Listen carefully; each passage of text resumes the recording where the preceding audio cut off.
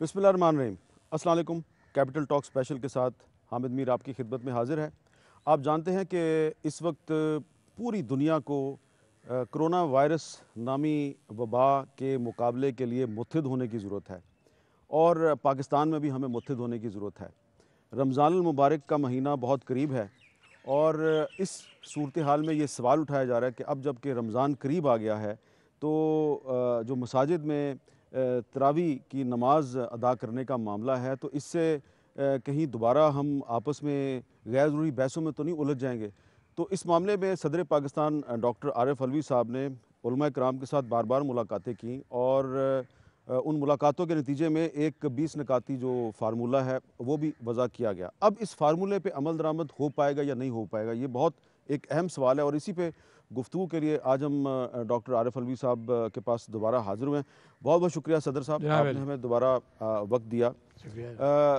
इससे पहले कि मैं इस मौजू की तरफ आऊँ, तो क्योंकि मैं ऐवान सदर में हूँ, तो कल पाकिस्तान के एक बहुत सीनियर सहाफ़ी हैं मुजीबुर रहमान शामी साहब, वो मुझे फ़ोन करके पूछ रहे थे कि ये पीर को मुलाकात हुई सदर साहब की वज़ीर आज़म से, उसमें ISI के सरबराह भी थे, तो बहुत लोग मुझे पूछ रहे हैं तो आपकी क्या इन्फॉर्मेशन है। मैंने कहा जी मेरी तो फ़िलहाल कोई इन्फॉर्मेशन नहीं, तो मैं कल उनके पास जाऊंगा तो उन्हीं से पूछ लूँगा कि वज़ीर आज़म साहब और ISI के सरबराह आपके पास क्या करने आए थे। नहीं, मेरा ख़्याल से ये जो रमज़ान का महीना और तरावियों का मामला था, ये इतना ज़रूरी प्राइम मिनिस्टर साहब ने समझा और उनकी परेशानी इस मामले में इतनी है कि पाकिस्तान के अंदर कोरोना वायरस को भी हम हैंडल करें और जो लोग नमाज़ें पढ़ना चाहते हैं उनके एतबार से भी कोई कॉन्फ्लिक्ट पैदा ना हो, तो वो ख़ुद तशरीफ़ लाए। दो चार चीज़ों पर गुफ्तगू हुई। एक ये IPPs वाला मामला जो आया है, रिपोर्ट आई है, इसके ऊपर भी चलते चलते गुफ्तगू हुई और फिर ये सारी नुकात बाकायदा पढ़कर उसके ऊपर एक एक पर प्राइम मिनिस्टर साहब के साथ गुफ्तगू हुई और इनकी आखिरी दो नुकात के एतबार से जो ज़िम्मेदारी हुकूमत की है वो भी अच्छी तरह से समझ कर फिर उन्होंने उलमा के साथ मीटिंग की। उससे पहले वो मुझसे समझना चाहते थे, तो वो बड़ा अच्छा हुआ क्या है कि एडमिनिस्ट्रेटिव अंदाज से भी इस बात को देख लिया जाए।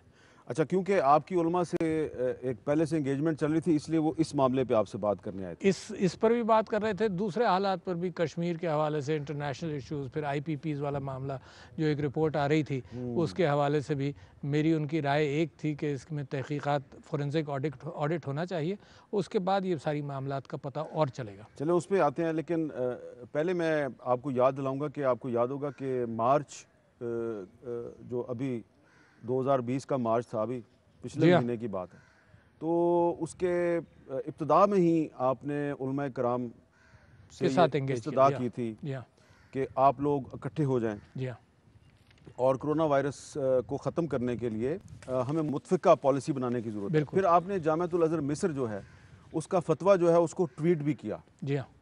उसके बाद फिर आपकी उलमा के साथ बार बार मुलाकातें हुई। जी हाँ।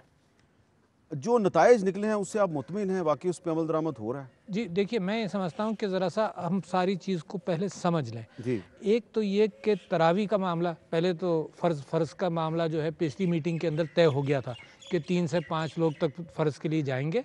आपको याद है ना, वो पहली मीटिंग थी मेरी उलमा के साथ जो वीडियो कॉन्फ्रेंसिंग में सारे पाकिस्तान के साथ हुई और ये अहतमाम करेंगे और हाथ धोना और बाकी एहतियात जो है वो उलमा की तरफ से फ़तवे के सूरत के अंदर वो आ गई। उसी के अंदर हमने फ़तवा लिया था जामिअतुल अज़हर से। अब जो मामला था वो तरावियाँ आ रही थी। अच्छा, तरावी है एक सुन्नत मुअक्कदा है ना, फ़र्ज़ नहीं है। अच्छा, मुझ जैसा आदमी, मैं अभी आपके सामने ये क्लेम कर रहा हूँ कि मैं घर पे पढ़ूँगा, क्योंकि उसी माहदे के तहत 50 साल से ऊपर के लोग जो हैं उनको घरों में पढ़नी चाहिए हैं। उसके अलावा भी उसी माहदे के तहत मैंने टेलीविज़न पर यही कहा कि उलमा और हम सब मिलकर ये दरख्वास्त कर रहे हैं कि लोग घरों पर पढ़ें, है ना। ये इसकी हिस्ट्री भी ज़रा सा आप देख लेना। हिस्ट्री ये है कि हुज़ूर अकरम सल्लल्लाहु अलैहि वसल्लम क़यामुल लैल करते थे और वो सुबह तहज्जुद के करीब, तहज्जुद के साथ ये 11 रकतें, आम तौर पर लिखा यही गया है कि 11 रकतें, 8 जिसको हम तरावी कह लेते हैं और 3 वितर, ये क़यामुल लैल के तौर पर तहज्जुद में पढ़ा करते थे। तो लोगों ने हुज़ूर अकरम सल्लल्लाहु अलैहि वसल्लम से दरख्वास्त की कि सुबह उठना मुश्किल है, तो उन्होंने कहा अच्छा तुम इशा की नमाज़ पढ़ने के बाद पढ़ लिया करो और वितर पढ़ के क्लोज़ कर दो। तो ये उन्होंने कहा और उसकी हिस्ट्री ये है कि फिर वो उन्होंने पहली मरतबा जब मस्जिद में खड़े होकर ये पढ़ी तो लोग साथ खड़े हो गए। पहली रात को 2 या 3 लोग खड़े हो गए। और आप जानते हैं ना कि सऊदी अरब के अंदर या बहुत सारी जगहों पर ये होता है कि अगर एक आदमी खड़ा कोई फ़र्ज़ पढ़ रहा हो या कोई जमात कर रहा हो तो दूसरा उसको कोहनी पर उंगली लगाता है और खड़ा हो जाता है, तो उसको ज़ोर से पढ़ने लगता है। फिर तीसरा आता है तो फिर वो पूरी जमात बन जाती है। तो पहले रोज़ 2-3 अफराद उनके साथ खड़े हो गए और वो तरावी पढ़ते रहे। दूसरे रोज़ जब लोगों ने देखा कि नबी सल्लल्लाहु अलैहि वसल्लम जमात कर रहे हैं तो बहुत बड़ा और भी लोग आ गए। तीसरे रोज़ उन्होंने अपने दरवाज़े से खोल कर देखा तो उन्होंने देखा कि बहुत सारे लोग तैयार हैं। तो हुज़ूर अकरम सल्लल्लाहु अलैहि वसल्लम ने तरावी नहीं पढ़ी, फिर मस्जिद में नहीं पढ़ी। उन्होंने कहा ये देखो हमदर्दी है इंसानों के साथ। उन्होंने कहा कि देखो ये भी फ़र्ज़ ना बन जाए, हाँ इसको तुम अपने ऊपर पाबंद ना कर लो जी। हैं। तो उसके बाद से उन्होंने घर में पढ़ी। अच्छा, लोग पढ़ते रहे। एक मरतबा उन्होंने देख लिया कि जमात भी हो सकती है तो लोग पढ़ते रहे। तो हज़रत उमर के ज़माने के अंदर उन्होंने ये देखा कि वो फ़र्ज़ पढ़ाते थे। खलीफा इस्लामी मुमलिकतों के अंदर पाबंद था कि वो जमात को लीड करे और जुमे की नमाज़ ख़ास तौर पर। तो हज़रत उमर फ़र्ज़ पढ़ाया करते थे। तो उन्होंने देखा रमज़ान जब शुरू हुआ उनके पहले ही साल में, तो उन्होंने ये देखा कि लोग अलग अलग पढ़ रहे हैं। एक ग्रुप मस्जिद नबी में यहाँ पढ़ रहा है, एक वहाँ पढ़ रहा है, एक कहीं और पढ़ रहा है। तो उनको ख़्याल ये हुआ कि ये एक डिसयूनिटी शो करता है कि मुसलमान इकट्ठा नहीं है। तो उन्होंने फिर उबई बिन काब, जिनकी क़िरत बहुत अच्छी थी, उनसे कहा कि तुम इसका इज्तिमाई तौर पर पढ़ लो। उसके बाद से वो इज्तिमाई शुरू हो गई। तो ये उसकी तारीख़ है। लिहाजा ये फ़र्ज़ नहीं है। मैं कह रहा हूँ कि लोग घरों में पढ़ें डिस्पाइट द फैक्ट कि ये माहिदा है। इसके बावजूद मैं दरख्वास्त कर रहा हूँ कि लोग घरों में पढ़ें, क्योंकि जो बीमारी है वो इतनी बड़ी है और इतनी ख़तरनाक है कि उसके अंदर एहतियात करें। लेकिन जो आपके साथ मुआहिदा किया जिन उलमा ने, हाँ। वो बहुत ही जय्यद, बड़े हमारे लिए काबिल एहतराम उलमा उनकी हैं। भी दरख्वास्त यही है। और मैं आपसे दरख्वास्त करूँगा कि मौलाना तक़ी उस्मानी साहब से मेरी फिर बात हुई। उनका कहना यही है कि लोगों को यही मशवरा देना चाहते हैं वो भी कि लोग घरों में पढ़ें। तो मैंने इसके अंदर सियासी लोगों से भी बात की। मैं आपसे गुजारिश कर लूँ, सिराजुल हक साहब से मैंने बात की और राना तनवीर साहब से भी बात की। मैंने सारे चीफ मिनिस्टर्स के साथ बात की, हर एक के साथ, सारे गवर्नर्स के साथ बात की। सब ने ये कहा कि इसको पुलिसिंग हम नहीं कर सकते हैं, लिहाजा किसी SOPs के साथ कर लें। और हुकूमत का अख्तियार कि अगर पाबंदी से नहीं करोगे तो हुकूमत फिर इसको बंद कर सकती है, तरावी को। ये लिखा हुआ है इसमें। हाँ जी हाँ, जो 19वीं और 20वीं शिक़ है ना इसकी, वो हुकूमत को अख्तियार दे रही है। अच्छा, तो मैंने क्या किया, मैंने सिर्फ ये किया कि वो बर्डन मस्जिद कमेटीज़, अइम्मा और अवाम पर डाला। और अगर वो इस बर्डन पर पूरा नहीं उतरेंगे किसी एक जगह पर तो हुकूमत अपना अख्तियार इस्तेमाल करेगी। तो इतना बेहतरीन लीगल माहिदा है, ये लीगल हो गया ना कि अइम्मा ने और जो जय्यद उलमा थे सब ने इस बात पर यानी इत्तेफाक किया कि ये ख़ुद इम्प्लीमेंट करने दें, नहीं तो पाबंदी होगी। जैसे आप अपने बच्चों को नहीं करते। यानी मैंने डॉक्टर्स हमारे परेशान हैं, उनका भी एक ख़त आज सर्कुलेट हुआ है ना। उनके अंदर उन्होंने कहा जी ये कौमी अनडिसिप्लिन्ड है ना, लिहाजा ये होगा नहीं। अच्छा, मैं तो समझता हूँ कि ये कौम डिसिप्लिन है। ख़ास तौर पर जो नमाजी है वो तो अपने ऊपर 5 वक्त की पाबंदी लगाता है, वज़ू करता है, फ़र्ज़ पढ़ता है, मस्जिद जाता है। इससे ज़्यादा बेहतर डिसिप्लिन क्या है? हम मौका तो दें अपनी कौम को यार कि डिसिप्लिन शो करो, बजाय इसके कि डंडे ही से काम आप सही कराया कह रहे हैं, करें। लेकिन कुछ उलमा हैं ऐसे जो इस मुआहिदे को नहीं मान रहे, वो इसकी पाबंदी भी नहीं कर रहे। मिसाल के तौर पर कोई नाम इस्लामाबाद में एक मस्जिद है ऐवान सदर से 2-2.5 वो तो किलोमीटर सियासी के इशू फासले पे है। वो तो सियासी इशू है। मगर मैं आपको एक बात बता दूं, पाकिस्तान जो है ना ये कई इसके अंदर फ़िरक़े भी रहते हैं सब। यानी आप ये कह लीजिए हमारे शिया भाई हैं मिसाल के तौर पर, उनके यहाँ तरावी होती नहीं है हैं। तो उन्होंने ये कहा कि जी हमारे यहाँ तरावी होती नहीं, हम जुलूस वगैरह कोई निकालना चाहें। तो मैंने कहा दुनिया का कानून इस वक्त, दुनिया का कानून ये है कि जितने फासले से मैं और आप बैठे हुए हैं, इस फासले के साथ दुनिया के सारे काम हो रहे हैं ना। अच्छा, सिर्फ ये समझा जाए कि ये जो नमाजी है ना ये वायलेट करेगा जी, ये कैसे हो सकता है? आप 62 सेक्टर खोल दें, कंस्ट्रक्शन खुल गया, ये खुल गया, वो खुल गया, मगर पाबंदी लगाए मस्जिद पर, ये वायलेट करेंगे, कैसे हो सकता है? How can you imagine that? पाबंदी तो पाकिस्तान में नहीं लगी। हाँ, सिर्फ ये कहा गया कि सिर्फ 3 या 4 लोग जो हैं वो नमाज पढ़ें, बाकी को पाबंद नहीं होंगे। और फैक्ट्री में 1000 लोग काम कर लें वो पाबंद रहेंगे। अच्छा, मैं सवाल कर रहा हूँ ना आपसे। नहीं, आपकी अच्छा, आप ये उलमा की लॉजिक यही है। यही है। और उन्हें कहा कि कोई कानून पाकिस्तान के अंदर इतनी पुलिस नहीं है कि मुझे और आपको पाबंद करे। मैं और आप मास्क लेकर चलते हैं, मैं और आप फासले से बैठते हैं, कोई पुलिस वाला तो नहीं है मुझे और आपको मजबूर करा, है ना। ये हमने पढ़े लिखे लोग हैं, हमने समझा, हमने किया। तो मैं और आप ही हैं क्या पढ़े लिखे? ये जो आवाम है जो मस्जिद में जाती है, इसको कोई अक्ल नहीं क्या? तो लिहाजा अब बात आएगी कि इम्प्लीमेंट कैसे हो। पहले तो ये समझ लीजिए कि सारी हिदायतें अच्छी हैं। घर से हाथ धो कर आओ, चेहरे को हाथ ना लगाओ, मास्क पहन कर आओ, और 50 एक जो इसमें पॉइंट नंबर 10 है, मस्जिद और इमाम बारगाह में सफ़बंदी का एहतमाम इस अंदाज से किया जाए कि नमाजियों के दरमियान 6 फुट का फासला रहे। इसके हवाले से मैं एक और इसमें करेक्शन बता दूं। जी। यानी जब हमारी गुफ्तगू चल रही थी तो उस वक्त मैंने ये 6 फुट का एक आम फहम फासला है जिससे मैं और आप भी बैठे हुए, मगर ये कि WHO के कुछ स्टैंडर्ड्स आए कि अगर जैसे नमाज पढ़ी जा रही हो ना तो सबका मुंह एक तरफ है, मुझे छींक आएगी तो आगे आएगी, ठीक है ना, वो 6 फुट का फासला है, साइडों में नहीं आएगी छींक, है ना। तो ये उलमा ने भी इसको पॉइंट आउट किया कि 3 फुट का फासला सही होगा। तो मैंने ज़फ़र मिर्ज़ा साहब भी मौजूद थे, तो उनसे भी डिस्कशन हुआ, उन्होंने कहा 3 मिनिमम रख लें और उससे ज़्यादा तो मुफ्ती तकी उस्मानी साहब ने फिर यही बात की की, और उन्होंने भी निकाल दिया पूरा वर्डिंग 6 फुट नहीं 3 फुट है। मुनासिब। तो मुफ्ती तकी उस्मानी साहब सही कह रहे हैं। मैं कहा एक्सेप्टेबल है, ये एक्सेप्टेबल है, एहतियात कर लें। मगर आप ये सुने कि मैं आपको ये फिर दोबारा कह रहा हूँ कि किसी चीफ मिनिस्टर ने, किसी गवर्नर ने, हैं, आज़ाद कश्मीर के प्राइम मिनिस्टर ने, सबसे मैंने गवर्नर्स, चीफ मिनिस्टर्स और सियासी लोगों से बात की, किसी ने ये बात नहीं की कि तरावीह ना हो। सब ने ये कहा कि सोशल डिस्टेंसिंग के साथ इसकी पाबंदी करने। अच्छा, अब जो हुकूमत का डंडा था, फ़र्ज़ करो हुकूमत कहती है कि जी नहीं तरावीह नहीं हो सकती, हालात ऐसे नहीं हैं, तो इस माहदे के अंदर ये माहदा ऐसा है कि पहले हम खुद कर लें, हमें मौका तो दो, ठीक है, हम खुद कर लें, अगर नहीं हुआ तो हुकूमत इस बात को पाबंद कर सकती है। आप तो 1920 आज वज़ीर आज़म साहब ने जो बात की है, बिल्कुल इसी के मुताबिक, और जो परसों आपकी उनके साथ डिस्कशन हुई उसमें भी यही इत्तेफाक था यही, और ये 19 और 20 पॉइंट बड़ा अहम है जिसको लोग कि ये समझ मसाजिद लें। 19 है, मसाजिद और इमाम बारगाहों की इंतज़ामिया को इन एहतियाती तदाबीर के साथ मशरूत इजाज़त दी जा रही है। और नंबर 20 ये है कि अगर रमज़ान के दौरान हुकूमत ये महसूस करे कि इन एहतियाती तदाबीर पर अमल नहीं हो रहा या मुतासरीन की तादाद ख़तरनाक हद तक बढ़ गई है, तो हुकूमत दूसरे शोबों की तरह मसाजिद और इमाम बारगाहों के बारे में पॉलिसी पर नज़रसानी करेगी। इस बात का भी हुकूमत को इख्तियार है कि शदीद मुतासरा मखसूस इलाका के लिए अहकामात और पॉलिसी बदल दी जाए।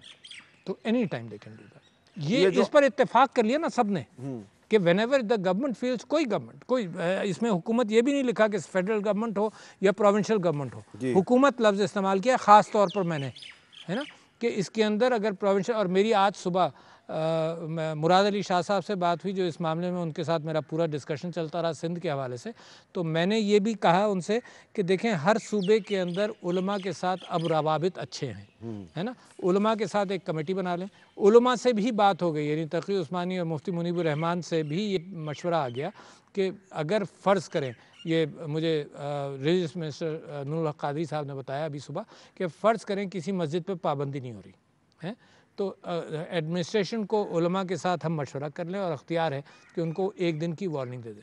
दूसरे दिन फिर नहीं हो तो फिर वहाँ पर तरावी पर पाबंदी लगा दें, वो 3 से 5 जो फ़र्ज़ पढ़ने वाले लोग हैं उनका अहतमाम किया जाए। तो हुकूमत के पास वो अथॉरिटी है, मगर ये अथॉरिटी, मैंने पंजाब में चीफ मिनिस्टर से पूछा कि आपके पास कितने पुलिस वाले हैं जो मसाजिद की सिक्योरिटी का अहतमाम करते हैं, कहने लगे 30,000। मसाजिद कितनी है? लाखों में। तो जो भी ये महसूस करता है और समझता है कि रिट आप इशू कर दें, है ना, तो वो रिट वाला मामला ही नहीं है ये तो। अच्छा, अब इसमें एक सवाल ये है, ऐसे ही रेट है कि मैं रिट इशू कर दूं कि घर में आप 6 फुट के फासले से पहले बैठिए, कौन इसको इम्प्लीमेंट करेगा? अच्छा सदर साहब, आप ये बहुत अच्छा काम कर रहे हैं, इसको आम लोग बहुत इसको अप्रिशिएट कर रहे हैं, लेकिन कुछ बाल की खाल उतारने वाले आईनी माहिरीन भी है ना इस मुल्क में, हाँ जी, और उनकी एक खासी तादाद पाई जाती है। वो ये पूछते हैं कि ये सदर साहब ये काम क्यों करें, ये काम तो सूबों का है। हाँ जी। तो ये इसका क्या जवाब है आपके पास? अच्छा, इसका जवाब ये है कि आइन के मुताबिक प्राइम मिनिस्टर साहब जो भी मुझसे रिक्वेस्ट करते हैं वो मैं उसको कर सकता हूँ, और फेडरेशन को जोड़ना इन इश्यूज़ पर जब मुझे नज़र आए कि फेडरेशन के अंदर डिफरेंस ऑफ ओपिनियन है। और आप जानते हैं कि डिफरेंस ऑफ ओपिनियन इस वक्त सिर्फ फेडरेशन पाकिस्तान के अंदर नहीं है बल्कि दुनिया के अंदर है। यानी अमेरिका की अपनी स्टेट्स और फेडरल गवर्नमेंट के दरमियान बहुत डिफरेंस ऑफ ओपिनियन है, मुख्तलिफ ममालिक के दरमियान बहुत डिफरेंस ऑफ ओपिनियन है। तो लिहाजा मेरी तो कॉन्स्टिट्यूशनल जिम्मेदारी है कि अगर कहीं फेडरेशंस के दरमियान कोई नाइत्तफाक़ी हो या कुछ हो तो मेरा फ़र्ज़ बनता है कि मैं उसके अंदर इत्तेफाक पैदा करूं। अच्छा, पिछले दिनों आप चाइना के दौरे पे गए थे। जी हाँ। वहाँ पे आपने देखा कि उन्होंने कोरोना वायरस का मुकाबला करने के लिए क्या पॉलिसी बनाई है। एक आप वहाँ से एक मास्क भी लेके आए थे। जी हाँ। वो फिर टूट वूट गया, आपने छोड़ दिया उसको। सही है। काफ़ी इस्तेमाल किया आपने। हाँ जी हाँ। तो आप कोरोना वायरस का ज़ाती तौर पे सिर्फ मास्क के ज़रिए मुकाबला करें या कुछ और भी इक़दामात करते हैं? नहीं, मैं खुद ज़ाती तौर पर देखिए क्या करता हूँ, मैं हाथ धोता हूँ पाबंदी से, हर घंटे 1.5 घंटे में हाथ धोता हूँ। ये मैं अपने साथ एक छोटा सा रुमाल या तौलिया रखता हूँ कि मुझे चेहरे में ज़रा सी खुजली हो या कोई बात हो तो मैं इसके अंदर के हिस्से से उसको वाइप आउट कर लेता हूँ और ऊपर का हिस्सा रखा जाता है और सब कुछ होता है, तो उससे ये मामला रहता है। और सोशल डिस्टेंसिंग का मैंने अहतमाम किया हर जगह। तो यही पाबंदी है कोरोना की, इससे ज़्यादा कोई पाबंदी हो नहीं सकती। मगर लोगों ने मुझे ये कहा, जैसे डॉक्टर्स हैं, उन्होंने कहा जी अगर सदर साहब खुद एक्सपोज हो रहे होते तो उनको ख्याल होता कि 20 नुकाती बात ना करते। तो मैंने कहा कि अगर कुर्बानी देनी पड़ी तो खुद भी एक्सपोज हो जाऊँगा। इस मगर वक्त आप मुझसे बहुत दूर हैं। हाँ जी, मैं चाहूँ भी तो आपसे हाथ नहीं मिला सकता। नहीं, तो इससे ज़्यादा फासला और क्या होगा? बस काफ़ी है, ये कोरोना के लिए काफ़ी है। हाँ। अच्छा, मगर एक और एहतियात जो है ना, वो ये कि मैं गुफ्तगू कर रहा हूँ तो अब ये एस्टिमेशन हुआ कि गुफ्तगू के एरोसोल कभी कभी ज़्यादा दूर तक जाते हैं, 6 फुट ज़रूर जा सकते हैं। दूसरे और ये कि मैं अगर बीमार हूँ तो मुझसे यहाँ लगेगा, है, तो इसीलिए हाथ बार बार धोने की बात है ना। तो ये एहतियाती तदाबीर अगर मैं और आप करते रहें तो मुझे एक उम्मीद है। देखिए, ये मेरा ख्वाब है ना, ये मेरा रोमांस है पाकिस्तान के साथ। मैं समझता हूँ कि जिस डिसिप्लिन का अल्लाह ताला ने हिदायत दी मुसलमानों को, जंग ओहद के बाद आपको याद है ना कि जो लोग हट गए थे अपनी जगह से तो अल्लाह एक आयत भी नाजिल हुई और हुजूर अकरम ने, तो जिस डिसिप्लिन का अल्लाह ताला ने और मेरे नबी सल्लल्लाहु अलैहि वसल्लम ने जिस बात को कायम किया, वो है मुसलमान इकट्ठा डिसिप्लिन रहे। जब भी उसने दुनिया के अंदर बड़ा काम किया मुसलमान ने डिसिप्लिन में। यही कायदे आज़म मोहम्मद अली जिन्ना ने कहा कि यूनिटी, फेथ एंड डिसिप्लिन। और मैं समझता हूँ कि ये कौम अब तैयार है डिसिप्लिन करने को, मगर मौका तो दो। बिल्कुल ऐसी है जैसे बच्चा नहीं कहता कि जी मैं कर सकता हूँ और बाप कह के नहीं तुम्हारे ऊपर मुझे भरोसा नहीं है। तो मैं कहता हूँ कि ये जो लोग हैं ये सोचें इस बात को। और आपने देखा होगा कुछ अइम्मा ने और मौलवियों ने ये तकरीरें करना शुरू कर दी हैं कि देखो कौम ने भरोसा किया हम पर। हाँ, है तो ये बड़ी अच्छी बात की है कि कौम ने उलमा कराम पर, मुफ्तियान कराम पर भरोसा किया है। जी हाँ, और कौम ने अवाम पर भरोसा किया और आप पर भी भरोसा किया और मुझ पर भी भरोसा किया। तो मैं तो परेशान हूँ ना, मैं परेशान यूँ हूँ कि प्राइम मिनिस्टर साहब से आज मेरी सुबह बात हुई तो उन्होंने कहा कि डॉक्टर साहब हम और आप मिलकर दुआ करते हैं कि अल्लाह ताला इसमें कामयाबी डाले।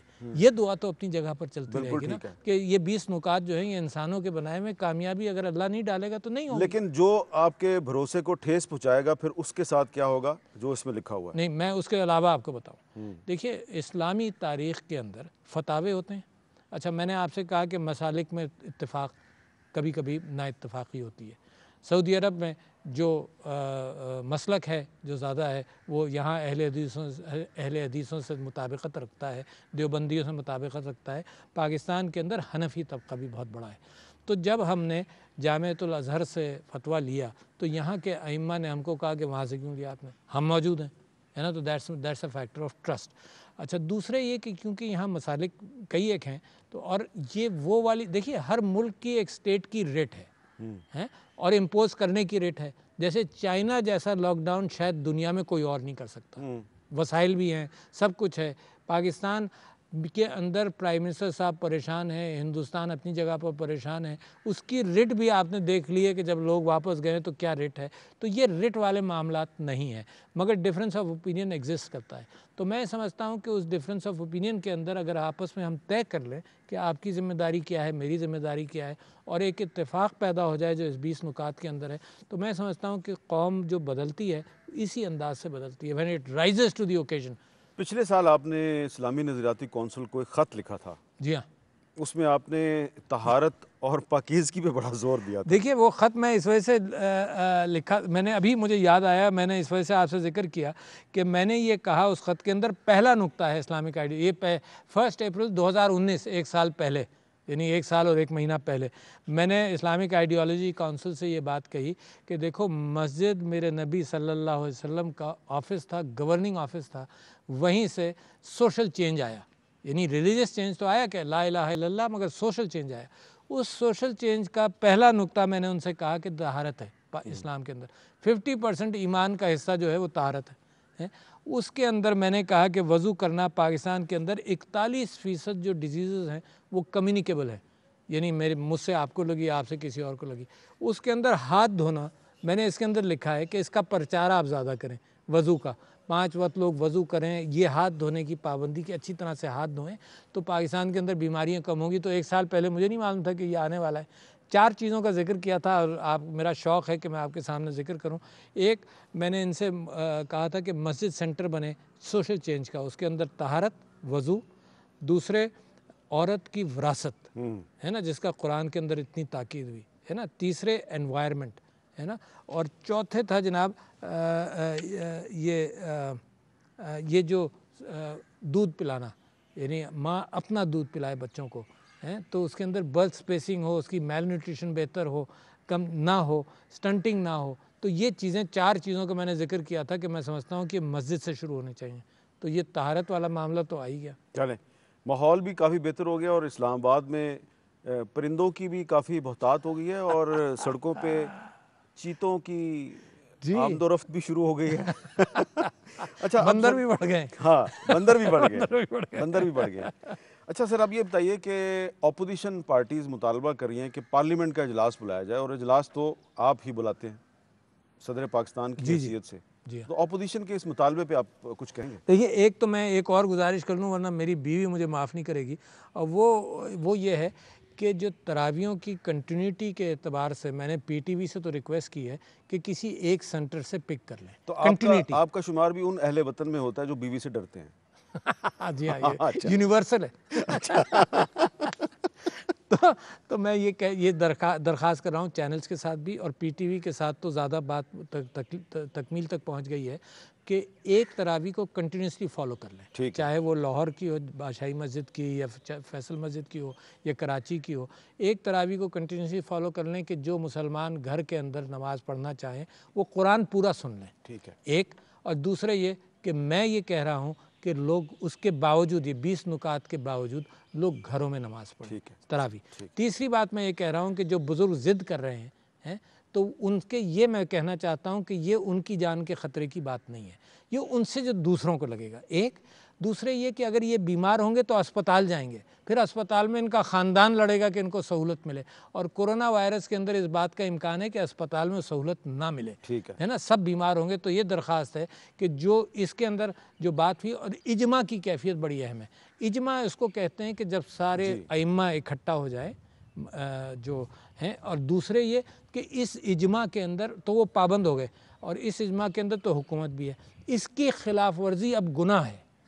इजमा के ऊपर कोई फैसला हो जाए तो उसकी पाबंदी अब गुनाह है। ये 20 नुकाती फार्मूला इजमा है। इजमा है, इसकी ये जो सब खिलाफ वर्जी करेगा गुनाह की बात है ना, तो जुर्म नहीं, गुनाह है। गुनाह है, क्योंकि सरकार अगर कोई हुक्म देती है तो उसके ऊपर पाबंदी आप तो ना करें। सजा अल्लाह ताला देगा या रियासत देगी? ये तो अल्लाह ताला ही के ऊपर है, मगर मैं उसकी अहमियत बता रहा हूँ कि जब इजमा हो जाए कौम के दरमियान कि भाई इसकी पाबंदी करो, तो फिर इसकी पाबंदी ना करना, देखो सज़ा तो ये गवर्नमेंट यहाँ पर देती है दुनिया में। अच्छा, गुनाह भी कबीरा है या सगीरा है? नहीं, ये तो आप मुझसे, मैं वो आलिम नहीं हूँ, ये छोटे ही गुनाहों में आएगा। अच्छा चले, ठीक है, ठीक। मगर पता नहीं, अगर मेरी वजह से किसी की मौत हो जाए तो इसका वज़न बढ़ जाएगा जी काफ़ी। तो अब वो मैंने अपोजिशन के मुतालबे के बारे में सवाल किया था कि वो कह रहे हैं कि पार्लियामेंट का इजलास बुलाया जाए और ऑनलाइन इजलास ना बुलाया जाए, फिजिकल सेशन। ऑनलाइन का इम्कान अब कम है, इस वक्त कम है, ऑनलाइन का इतना बड़ा इजलास बुलाना मुश्किल है। तो फिज़िकल इजलास अगर सोशल डिस्टेंसिंग की पाबंदी से किया जा सकता है तो ज़रूर होना चाहिए, अगर किया जा सकता है। अच्छा, तो इसको आप इसमें कोई प्रॉब्लम नहीं देखते? भाई साहब, मैं तो बड़ा कोशिश करता था, मैंने तो ये पाबंदी अपने ऊपर रखी थी कि मैं असेंबली को डिजिटाइज कर लूँ। मेरा तो प्रपोज़ल था जब मैं असेंबली में बैठा था कि हर एमएनए के पास सामने कंप्यूटर हो, जितने बिल्स आते हैं वो उसके पास मौजूद हों, जो कुछ वो वोटिंग करना चाहे उसके ज़रिए करे। मगर अभी तक वो तकमील तक नहीं हुआ। मगर मैं समझता हूँ कि जो ऑनलाइन कैफियत तालीम में बड़ा देखो, कोरोना वायरस एक मुश्किल है मगर एक अपॉर्चुनिटी है। तो हम तालीम के ज़रिए जो टेली एजुकेशन वाला मामला शुरू हुआ है तो बहुत बड़ी बात है। अगर मैं सिर्फ शोर ही मचाता रहता तो 5 साल में नहीं होता। ठीक है। ये ज़रूरत के एतबार से अडॉप्ट हो गया। तो इसी तरह से मैं समझता हूँ कि पार्लियामेंट की एफिशिएंसी बढ़ जाए, मगर ऑनलाइन इजलास होने का इम्कान कम है। ठीक है, उसकी रूल्स में भी गुंजाइश नहीं है। नहीं, रूल्स तो बदले जा सकते हैं। यानी रूल्स में ये गुंजाइश नहीं थी कि आरिफ अलवी अपना कंप्यूटर लेकर जा सके, तो मैंने रूल्स बदलवाए। तो मैं अपना लैपटॉप जाकर लेकर असेंबली में जाता था, वरना जब तक गुंजाइश नहीं थी। तो रूल्स बदले जा सकते हैं। चलें, लेकिन आप ये कह रहे हैं कि फ़िलहाल सोशल डिस्टेंसिंग के साथ इजलास बुलाया जा सकता है। ठीक है, इस पे एक वक्फ़ा ले लेते हैं और वक्फ़े के बाद सदर पाकिस्तान से हमारी गुफ्तगू जारी रहेगी।